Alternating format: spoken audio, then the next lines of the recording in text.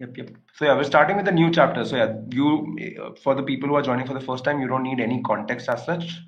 Notes writings are pretty funny, pretty engaging without even knowing the entire context of this book.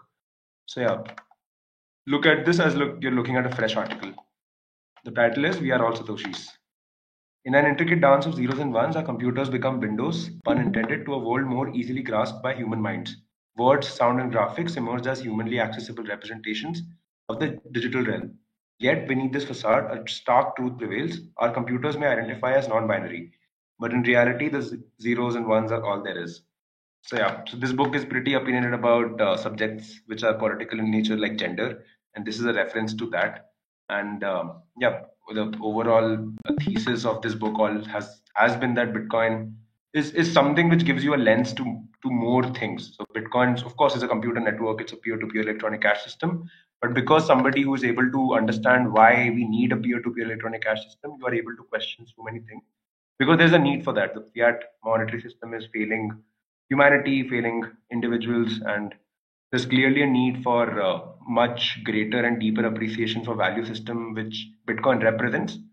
So yeah, this book has had overall theme as representing that Bitcoin through its system of computers, making this dance called monetary system, free market monetary system happen. Takes us to places which for each individual differs, but ultimately we all understand that there's broken systems and all of us are working towards fixing them. Computers are nothing but fancy abacuses. They far surpass the human brain in the singular task of calculation, but that's all they do. Despite that, applied ultra-fast mathematics unlocks a universe of digital wonders, from music and movies to books and games. Computers herald an unprecedented age of extraordinary human experience. All the wonders of the internet era emerge from a simple series of off and on and off switches. So how does the internet actually work? The internet is a global network of interconnected computers that communicate with each other using standardized protocols. When you access a website, your computer sends a request through a series of routers and servers using the Transport Control Protocol, which directs the information to its destination using Internet Protocol addresses. This is called the TCP/IP protocol. The requested data, such as a web page or video, is broken into small packets, sent over the network and reassembled on your device. On top of TCP/IP operates several application layer protocols, such as HTTP for transferring web pages and SMTP for sending and receiving emails. The problem with terms like transferring, sending, and receiving when talking about computers is that data never really moves. It is always copied from one device to another. The nature of communication in general is such that no entity can send a message without knowing it first. The nature of communication in general is such that no entity can send a message without knowing it first. Communication is replication. Everything is a copy of a copy of a copy. The fact that anyone can copy any data is what makes computing in general and the internet in particular so powerful. So I think this is like the summarize in the metaphor that information wants to be free. So this is the promise that internet heralded that when information is free, it becomes a free market of ideas, and when you have a free market of ideas, individuals have greater optionality in choosing which ideas resonate with them. So there is no single party telling us how to live your life. It's left to you to decide which ideas resonate with you and your personal responsibility in being accountable for the decisions you make based on them. So this far surpasses Bitcoin because internet is a far greater revolution because it makes information accessible to each and everybody each and everybody with a piece with a computer who has access to the internet, and that allows for replication of ideas, and ideas are data. So data is something that exists as a piece of information in your head, and computers allow us to make it manifest into reality in a way where you can communicate with billions of people permissionlessly and at the speed of light and create infinite copies. So it makes a repository of ideas which can never die. And yeah, this was the idea. So I think before internet existed, it could be argued that it is very simple to understand that once, I mean, there are of course factions to this. Some people will say that of course free information will lead to a better society. And after the internet, we have realized that there are more challenges to that. So there are closed systems of fiat monetary system of big tech, which are of course a problem because they have created this massive I don't know what the correct word is. Somebody remembers it, please do let me know. I think the graphic representation of a prison house where on the center is us, and on the boundaries there are the police who are able to view us 24/7. That's the surveillance machine that our smartphone is, because most of them humanity is using big tech. They are using Google and Facebook and Instagram and WhatsApp, which means that the big tech has complete eyes on all your data. They can profile you to the minutest of details, which might be humanly impossible for you to even understand. So these are the threats of giving away privacy and yeah, submitting to the surveillance of big tech, which somebody might have not. I mean, very few people might have been able to oversee that this is foreseeable in the future when the internet did invent. So yeah, this was just my yeah, quick thoughts on internet as a phenomenon. I think it has changed the world in so many ways, some good, some bad. But I think all of us can agree that the world is far better off with free information because of the internet. Hmm. The missing piece of the internet puzzle, the one piece needed to make the transfer of human value expressions possible, is the existence of something that cannot be copied. That something is the Satoshi. A Satoshi is the only piece of data that cannot be replicated. Think about that for a while, or it correctly. The numbers 0 and 1 can represent all the information that is and ever has been on all electronic devices that have ever existed, including all the data on the time chain. Still, Satoshis cannot be copied. So, yeah, Sourav and I were having a discussion earlier in the day about just giving a typewriter to a monkey and a trillion ears, and eventually he will write Bitcoin Core. So, and that is what has happened because trillion of years ago, I think less than trillion years ago, humans were not as intelligent as they are currently as a species. So, evolution has made us more intelligent and more wise by incremental steps. It did not happen overnight that humans became intelligent. So, um, yeah, so every information or every idea can be written down, but somehow Bitcoin comes together as a system which creates this piece of information called a Satoshi or Bitcoin, which is scarce, just scarce information, which sounds like an oxymoron, but Bitcoin is a living proof that it can exist. So how can something made up entirely of data, ones and zeros, be uncopyable? It sounds impossible, and from most perspectives, it is. Every single part of what makes up the sum we call Bitcoin can be copied. The code running on every Bitcoin node, each block in the time chain, and every individual version of the mempool can be copied. Only the Satoshi itself cannot. The Satoshis don't even exist individually. They are only unspent transaction outputs, ledger entries representing how many Satoshis a specific private key unlocks. Yep.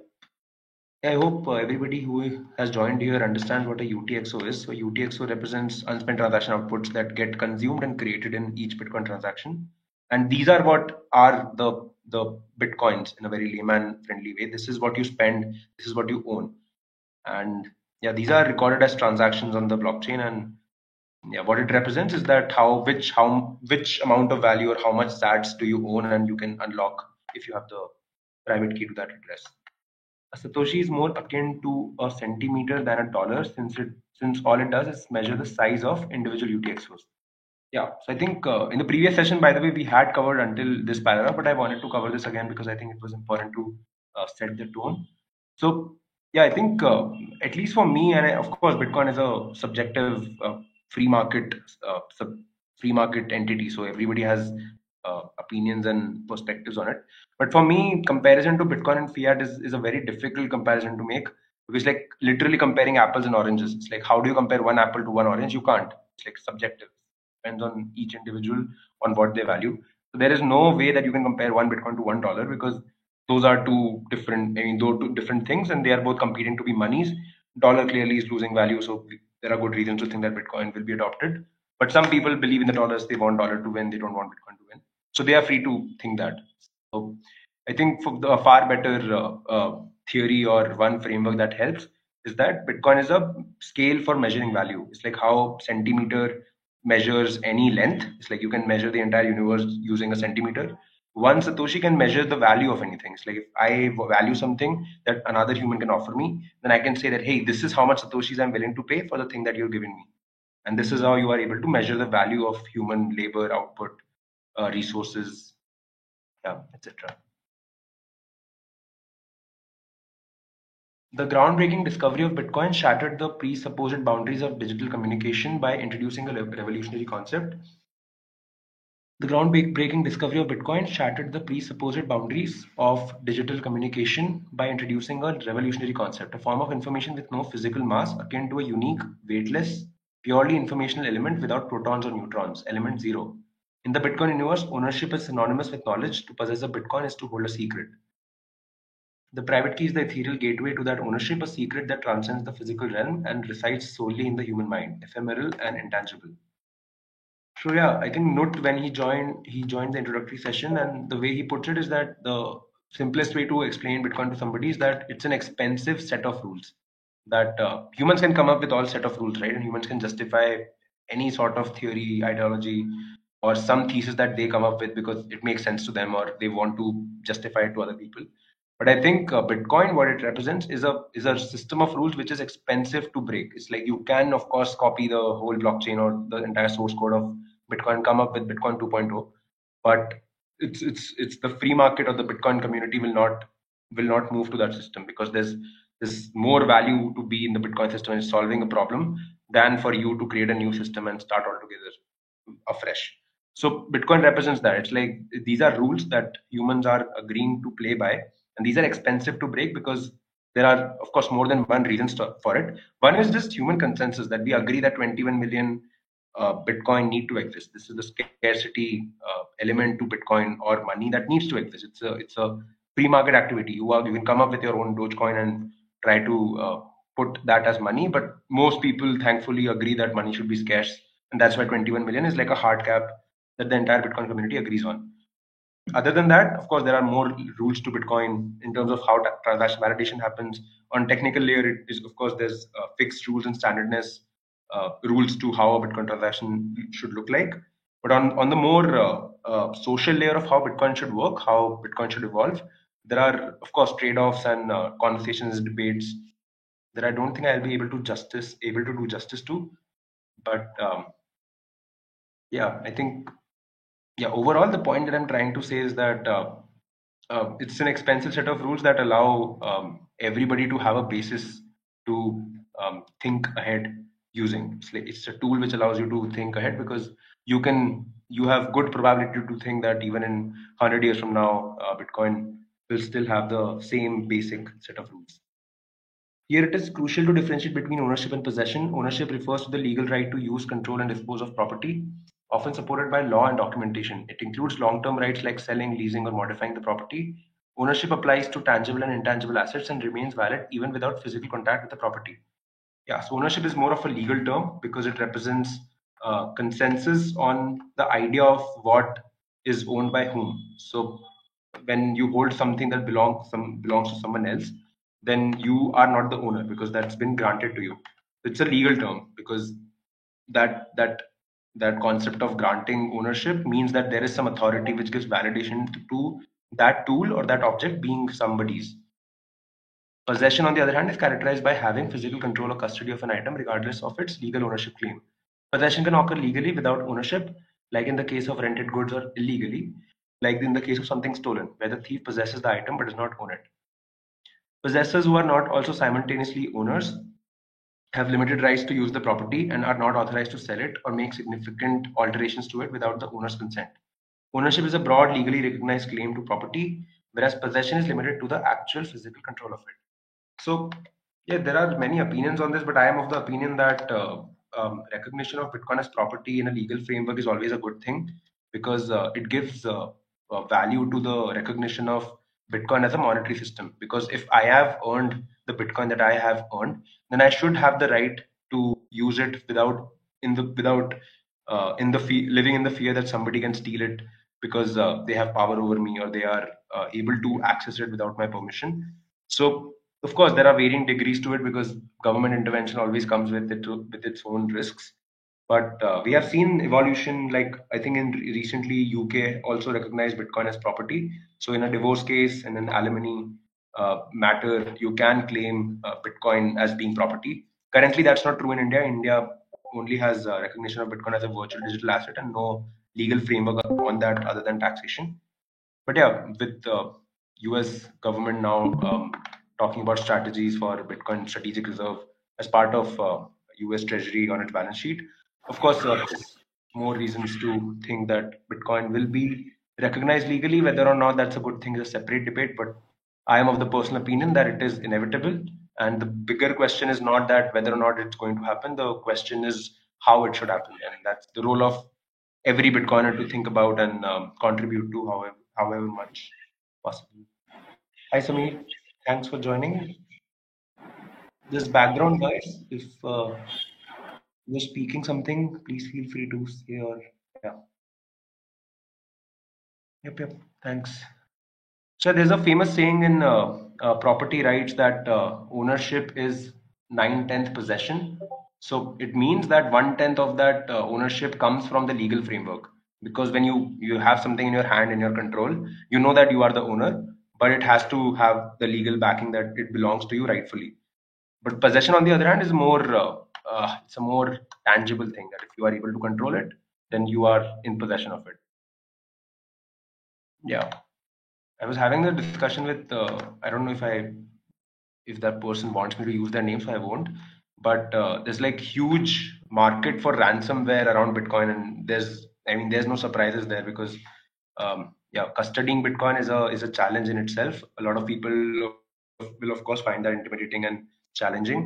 So yeah, there are all sorts of cases where people steal somebody's Bitcoin and use that for ransomware, and yeah, so there's no way to prevent that from happening because Bitcoin use means possession of private keys.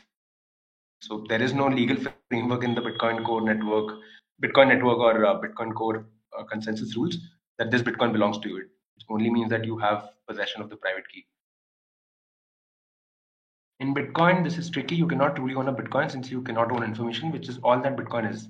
You cannot possess a Bitcoin either because you can't physically possess information. Information is not tangible. In fact, the only thing that makes you value the private key to a Bitcoin address more than other information is knowing how impossible it would be for an attacker to guess it. Yeah, this is the entropy reality of the key space of private keys in Bitcoin. I think I might be missing the exact number, but it's between 0 and 2 to the power 256 minus 2 to the power 32. Yeah, there's a fixed set of private keys that could be in existence, and it's a very huge number. In essence, Bitcoin is validated through collective verification, a process enabled by each participant running the protocol's code. This act, usually termed running a node, must be initiated by a human deliberately choosing to participate in the network. Yeah, I think recently somebody put it very good that Bitcoin is backed by humans. It is backed by Bitcoiners because they are choosing to run a node deliberately and participating in the validation of Bitcoin rules. Therefore, the actual node is not the machine but the person, the keeper of secrets, the decision maker. In this slide, every individual in the Bitcoin network is a node, and the computers and applications involved are merely their calculation assistants. Alongside vigilant node runners, Bitcoin miners form another pillar undergirding the network's integrity. Bitcoin mining is often misconstrued as a process for solving complex math problems, when really it is essentially about guessing a number that satisfies a set of specific criteria. Even the specialized hardware unit used for mining, the application-specific integrated circuit (ASIC), is a mere tool in this quest, a sophisticated abacus dedicated to repeatedly running a specific algorithm. Just as in the case of running a node, a real human being must deliberately decide to purchase the ASIC, plug it in, connect it to the network, start hashing, and eventually complain about the electricity bill. The real miner is the human behind the machine choosing to engage in this digital lottery, not the ASIC. Yeah, I think most of you are technical, so I'm pretty sure you understand how Bitcoin mining works. But I think I'll just quickly give a summary of it. So Bitcoin mining uses a proof of work algorithm, which is hashing the nonce, which is repeatedly changing the nonce in the block header and calculating the block hash by reiterating over it. And that's just basic guessing. It's like 0, 1, 2, 3, and so on and so forth. And whenever you find the valid block hash, which is the number within the range of the difficulty target. So that's how Bitcoin works on a technical layer. It's just basically hammering the hamster on a very it's a kiddish example. It's like that's how miners are attempting to find the uh, right block hash, and that's a very simple algorithm. So the reason that Bitcoin miners use ASIC is that there is no need for that computer called the Bitcoin miner to do any more complex activities. Yeah. But yeah, the point that this paragraph is trying to make is that the real miner is the human behind the machine choosing to engage in this digital lottery, not the ASIC. The odds of a single mining machine finding a block are infinitesimally small, so miners usually connect to mining pools that harness the collective power of a whole bunch of individual miners' hardware to search for blocks together. Miners in a pool share their rewards based on the amount of work hashing power contributed. This collaboration allows for consistent earnings, as finding a new block and receiving the associated reward is ridiculously competitive and completely random.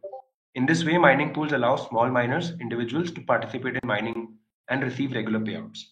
Yeah, so mining pools themselves are just an representation of reducing the risk variance, which means that when people are able to pool their hash power, there is less probability of them of sorry, there's more probability of them getting a block, getting a valid block and getting reward of the new block subsidy.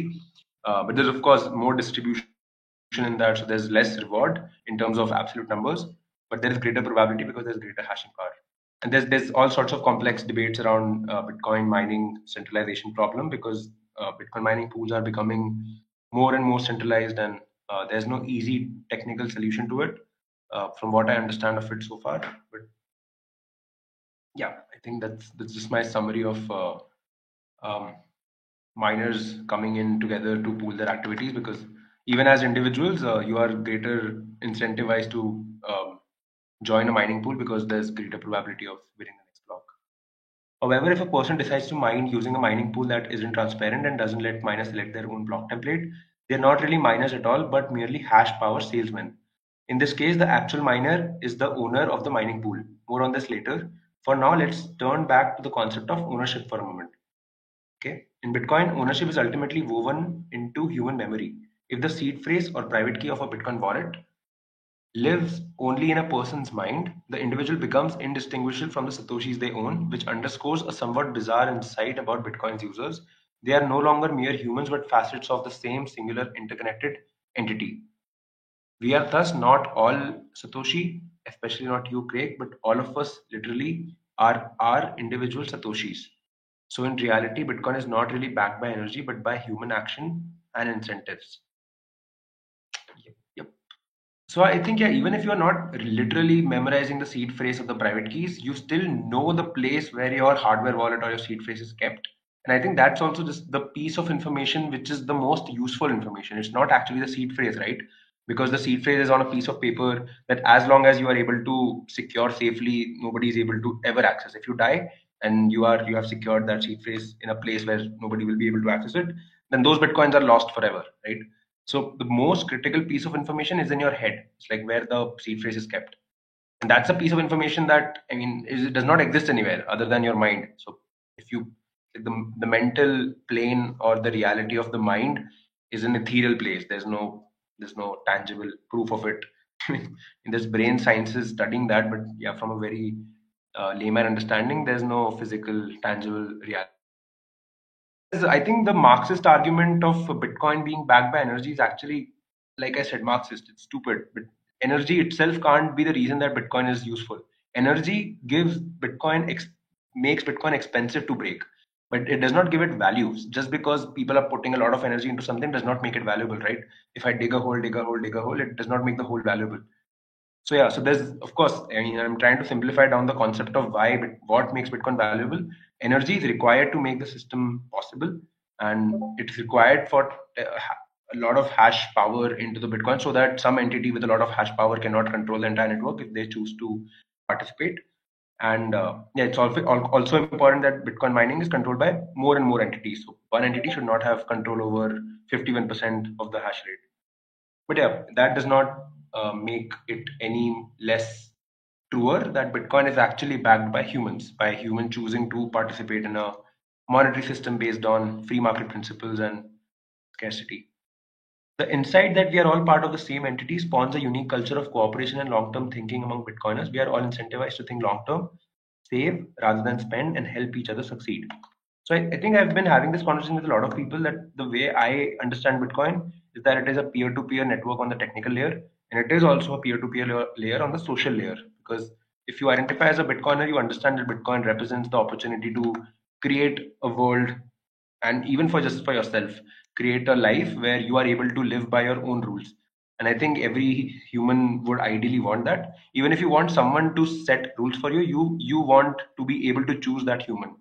And yeah, the existence of Bitcoin and the idea of Bitcoin allows us to do that.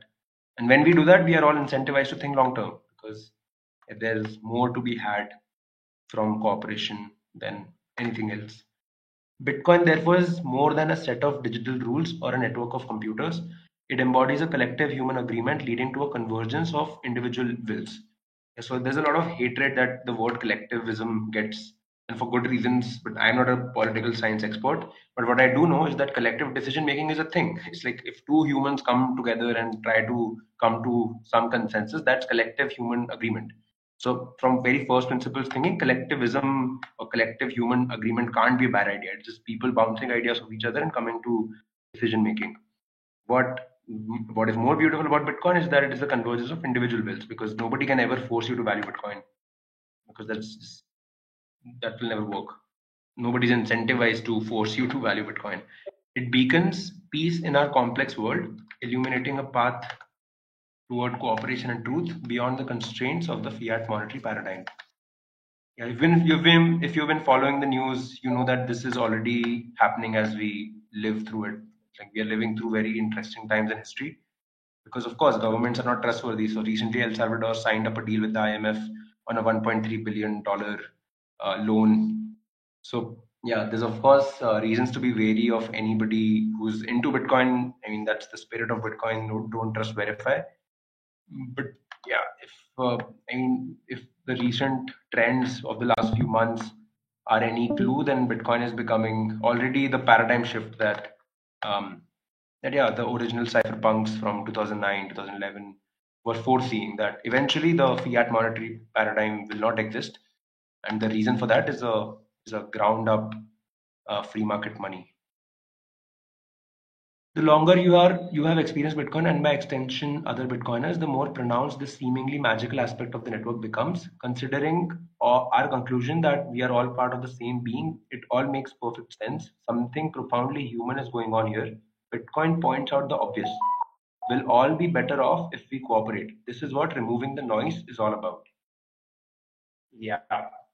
Yeah, I was just giving an example to somebody today itself, that imagine that if I have an orange in my hand and there's only two people in the world, we can either kill each other to death and decide who is going to eat the apple, or together share that apple and try apple, orange, whatever, and try to find more apples. Like we are, if we divide work and we do more stuff, then both of us are better suited to live a longer life and thrive than killing each other for that one apple. So economics is the study of that. It's the study of scarcity.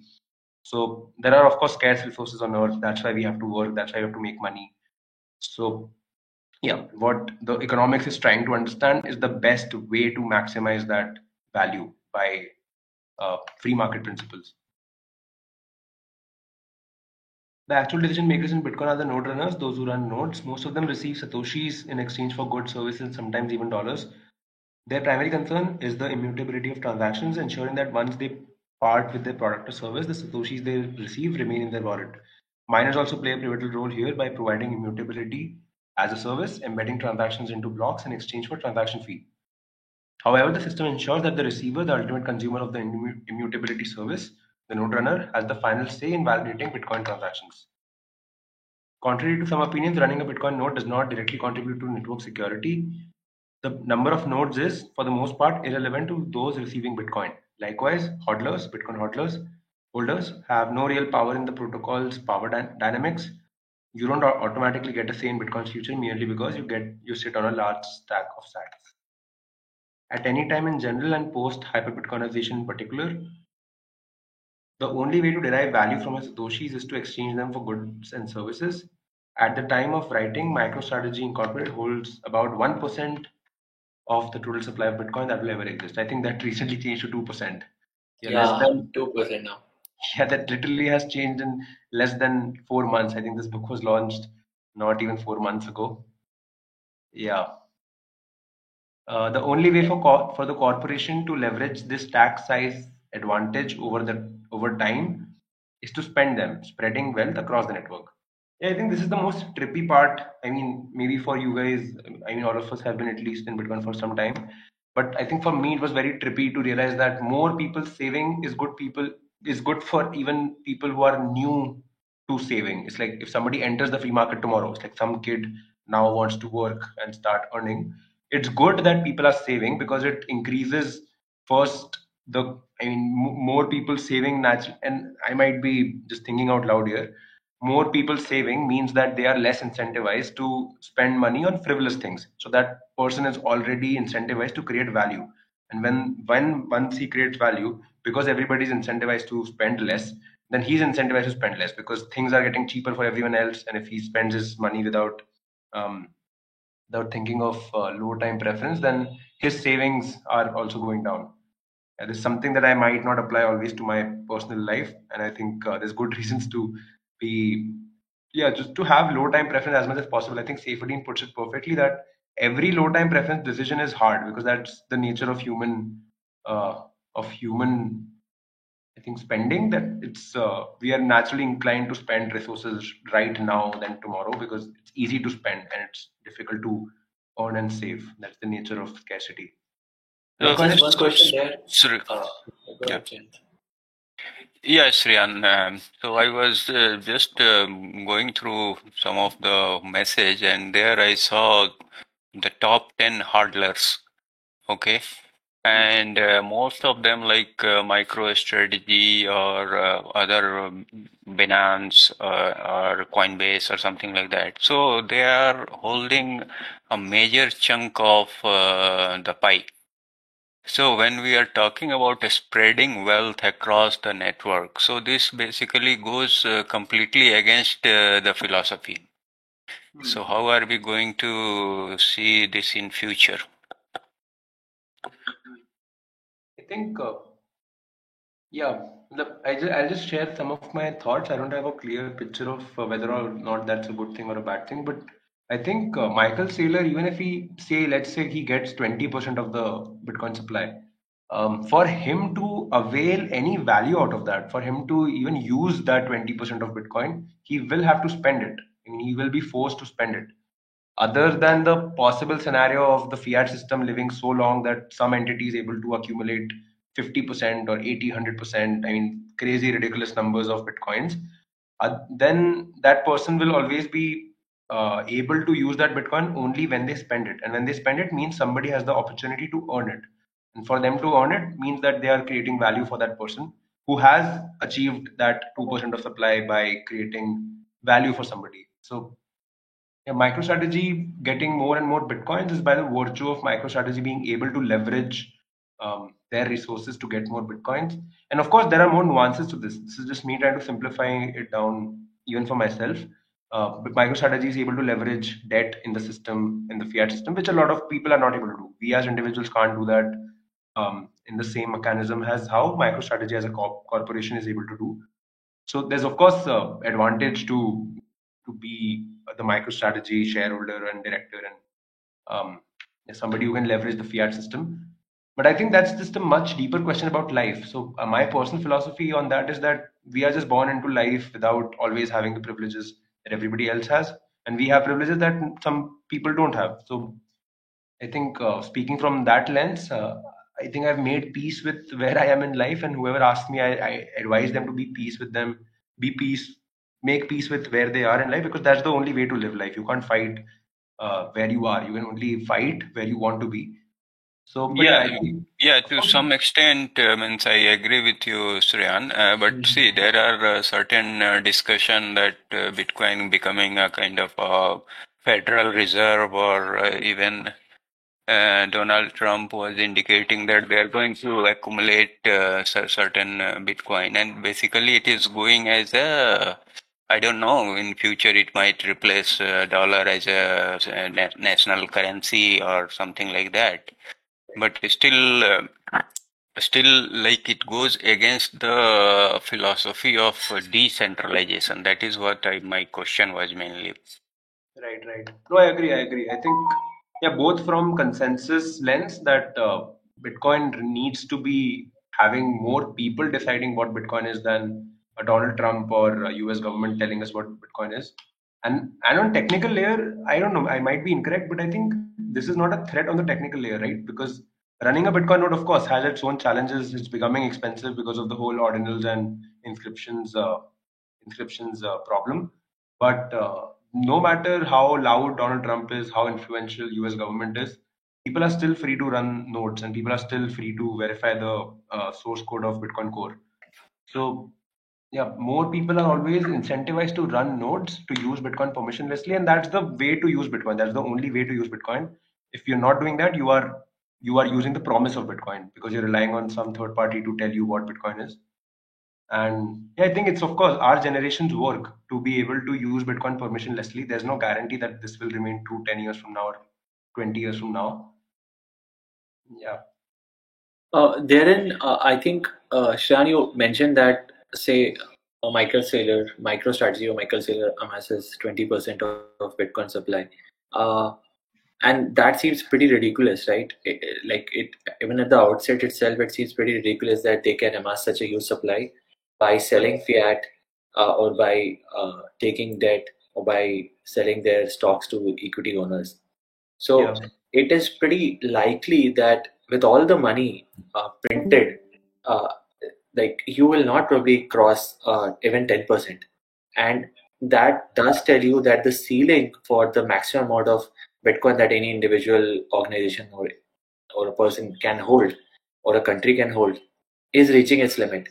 The fiat games that people will play to get there are going to get more aggressive, because fiat will increasingly become less valuable.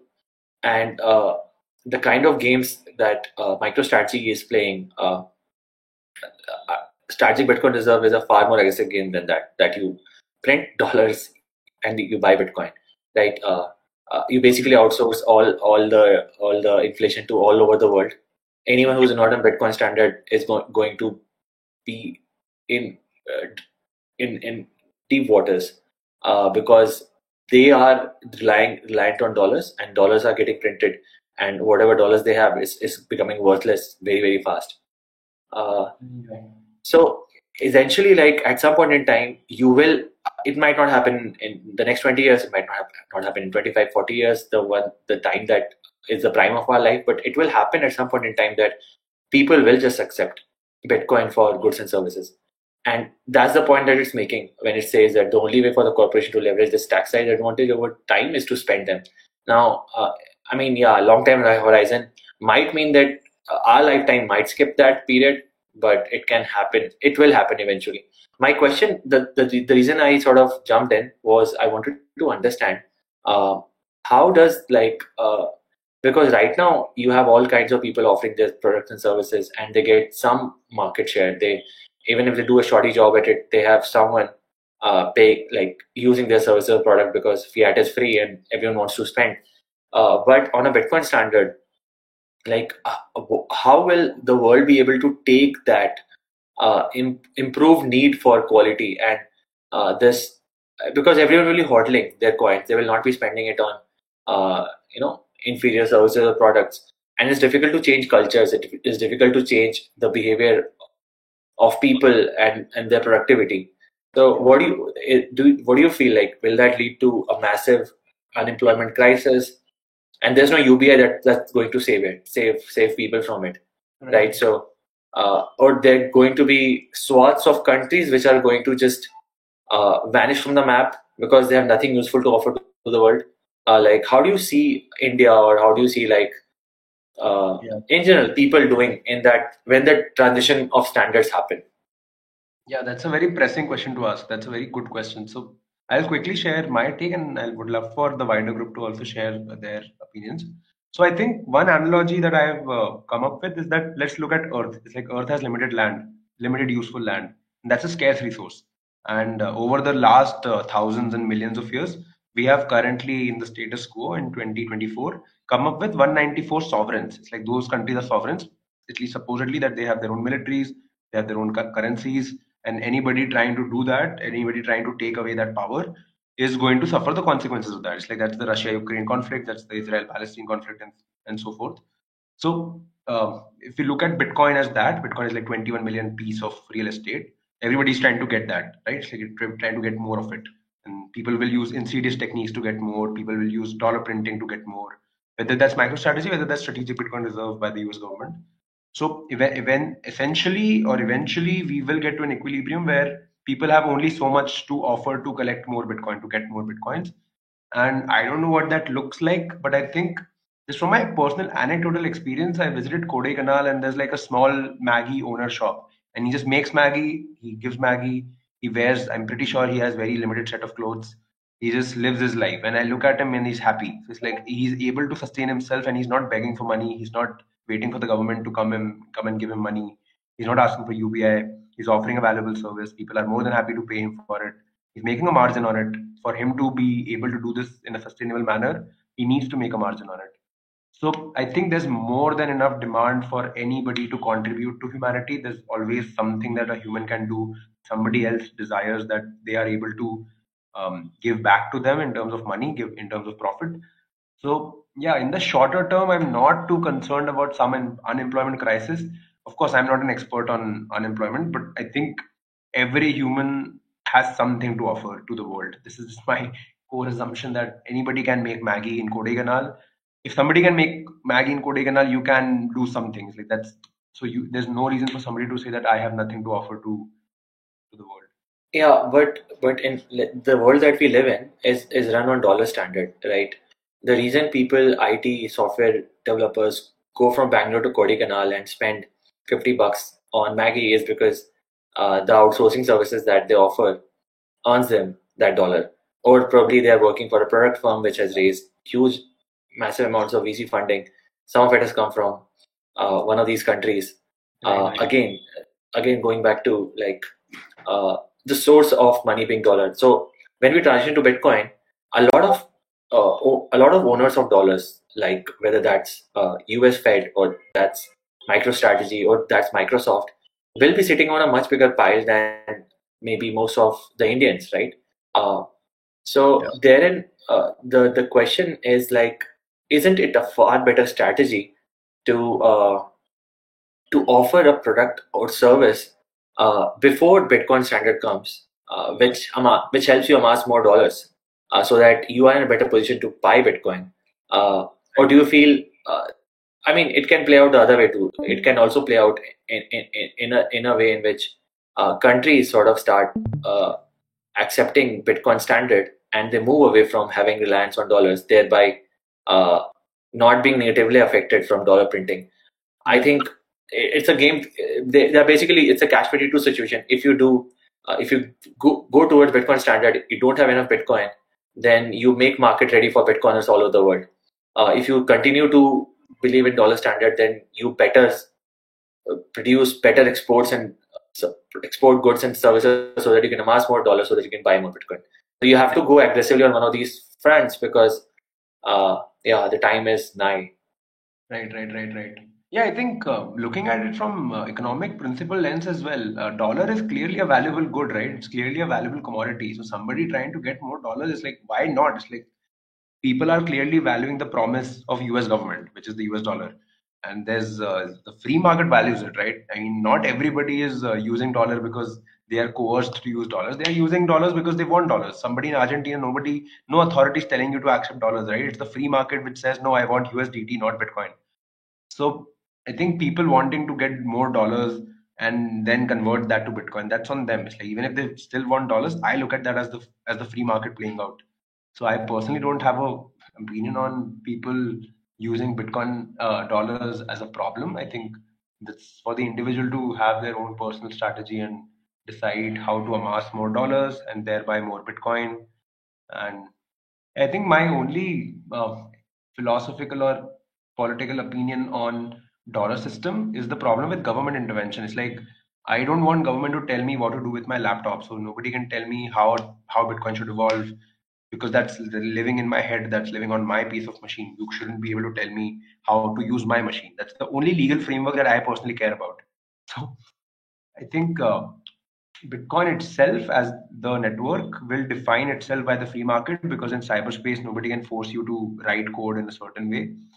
In the much broader world, which is the CBDC, which is confiscation by the government and things like those, there of course needs to be a much larger debate that government is more than free to launch their own CBDC, right? Launch their own token, but they can't force us to value it. That's the only resistance that individuals need to put up. That you're free to value it if you want to, but you can't force others to value it.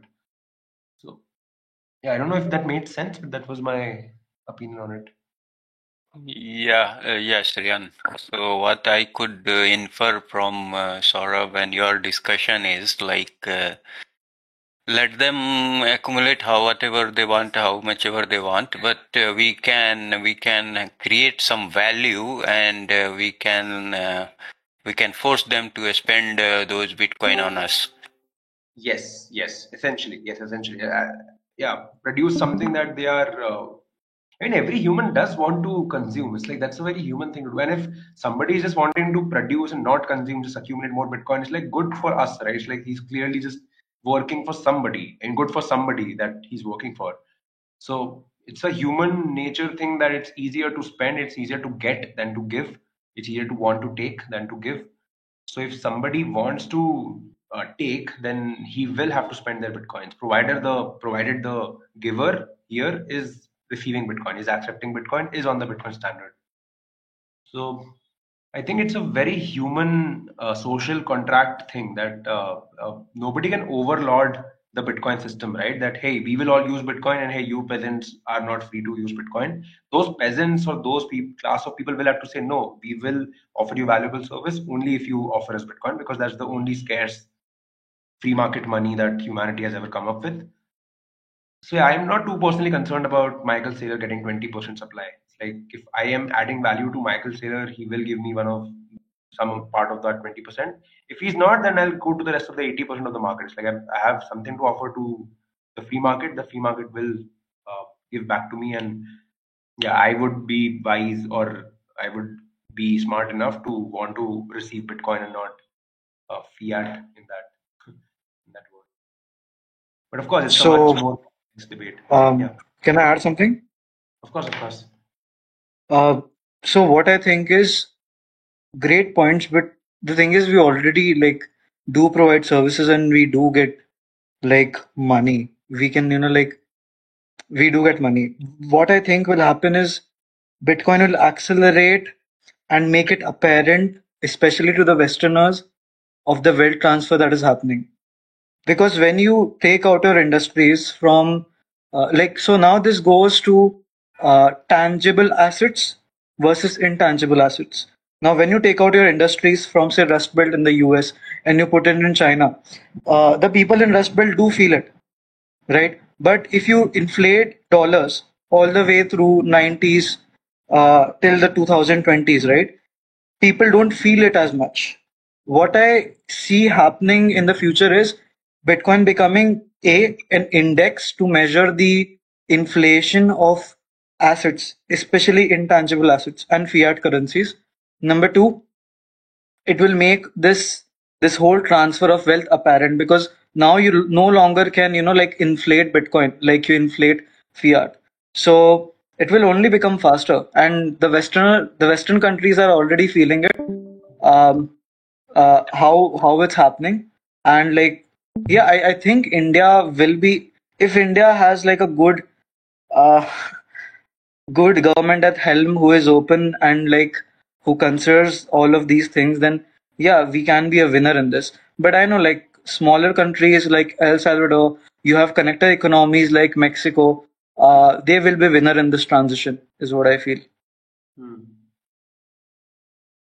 Yeah. My take is that US is going to be the winner in this transition because people are slow in changing. Countries are even more slower in changing, so they will not leave dollar standard for a really really long time, and they don't have an option except to go to Bitcoin. There's no transition happening to any other currency from USD to Bitcoin, and if they're not amassing enough Bitcoin, or if they don't have services that gets them more Bitcoin, they will not transition to Bitcoin standard because they will need Bitcoin to run their forex. So they will probably continue stuck with US dollars till it becomes unsustainable because once anyone figures out like you can print dollars and convert it into Bitcoin and all your inflation gets exported to these other countries, it's just a matter of time that it gets figured out and gets executed. Yeah, so I have very low expectations from most of the countries uh, that they will move to Bitcoin standard. from US dollar standard. Yeah. So yeah, my hope is that smaller countries will be wise enough to do it. Bigger countries with so many things to manage and so much politics to manage will be very slow in making their transition. And we are already seeing that, right? Europe is clearly slower than, Latin America, because there's like momentum in Suriname, there's interest from, it's still early days. There's not a lot of countries that have shown interest, but Argentina, Suriname, and African countries have shown greater Bitcoin adoption. So there's like more technical conferences happening in Europe than Bitcoin adoption. From a very bird's eye view, I of course haven't been to Europe to know what's the ground reality. From what I've been hearing from Bitcoiners, is that Germany and Italy are not the regimes. Germany did reduce the long-term capital gains tax on Bitcoin, which is a good news, but they've become anti-immigrants. And yeah, this is from very anecdotal experiences that I've heard from Bitcoiners. So none of this is from my personal experience, but from what I'm seeing in India, is such a complex country with such centralized control currently with the government. I It's think difficult to expect Bitcoin adoption I think coming from the it's top not down. just about centralized control. I think the countries with centralized control will do far more better transitioning to Bitcoin. The problem with India is not centralized control; it's actually decentralized control. It's taking longer to make a decision of moving towards Bitcoin standard. But what do you mean by that, though? What do you mean by decentralized control taking longer? Yeah, so you see countries like Qatar, or that's a rumor, but you see countries like Bhutan or El Salvador, countries which have strong monarchs or leaders such that they are not challenged. They can take immediate position on doing whatever they want to do on Bitcoin. Right. Yeah, in countries wherein you have invisible this bureaucracy that you have to share through, you And don't a even strong know. regulatory regime. I don't know if it's strong regulated. You can say that probably multiple power centers, each keeping everyone in check and balances. They will forever Especially, argue. makes sense. Yeah, I think my longer term Agreed. horizon view for Bitcoin is anyway that the nation state model is going to break down, right? Because Bitcoin is individuals adopting. Why do I care if countries are adopting Bitcoin? I care about me adopting Bitcoin. I care No, about no. my. We are not talking about the eventual. I am not interested. I'm not talking right now about the eventual state that Bitcoin will bring Right. to the table. What I'm interested in, like as an individual, what's your best shot at amassing more Bitcoin? What should you be offering? Where should you be staying? What should you be doing Yeah. to get there? Yeah. Yeah. Yeah. No, we are not letting you go to the US. You will have to be in India. I'm just playing with that thought. So I'm just curious as to what other fields on this point. You don't have to serve US. You can also serve Bitcoiners sitting here in India. Yeah. But so far, yeah. Yeah. Saurabh, you made a good point. I was thinking about it. How US printing money and how like people converting their USD to Bitcoin, you're basically like exporting our inflation to Bitcoin, right? In a way. Actually, you're exporting your inflation to the world. So what happens is there's this dollar. I think there's this dollar shake theory. So the way it works is, say you have a reserve of $50 billion, right? That's your forex reserve that you're using to make sure that your currency does not deflate, or to bring oil, or to bring other goods that you're buying from Bangladesh or any other country, right? Yeah, or You to have those 50, yeah. yeah, you had those $50 billion, and you were thinking that's massive amount of money. That's net exports that you have, but and the total amount of dollars in the world was $500 billion. So you were like, oh, I have 10% of dollars, I can buy a lot of stuff. And US goes and prints $500 billion more. So that $50 billion that you had is now 5% of the global supply of goods and services, or the one that is valued in dollars, right? So you can't buy enough now. What has actually happened is inflation. So your $50 billion are now worth $25 billion on that scale. So you have effectively lost half of your wealth, half of your forex reserves.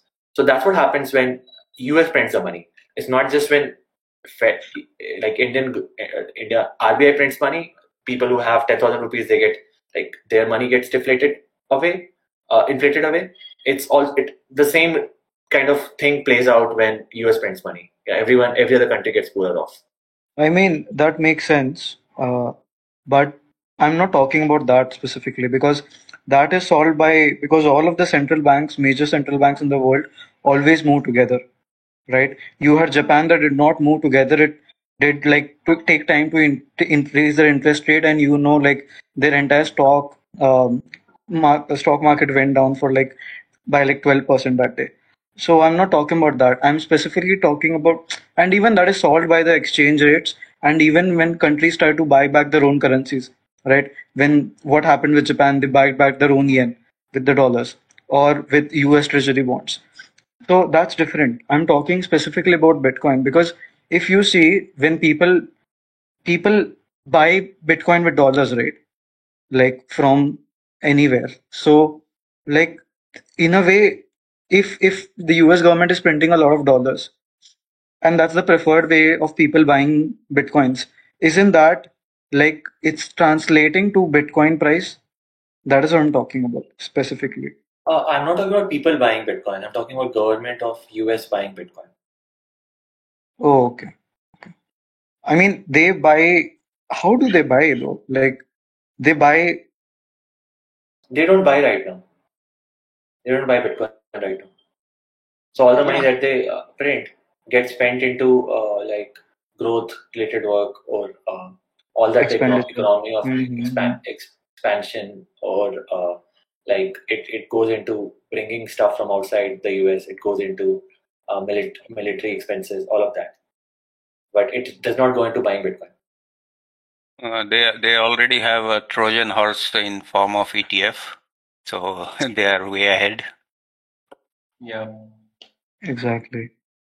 Yeah, and I think to Harsh's question, I mean, if it comes to that, of course, the US government will be the market maker. So currently it might be Binance, but the US government has the power to get more new dollars to buy Bitcoin. So they will be able to negotiate the price of Bitcoin to where, I mean, where they are able to beat every other competitor in the market, because currently US dollar is the second, I mean, the best after Bitcoin in terms of its ability to hold its purchasing power.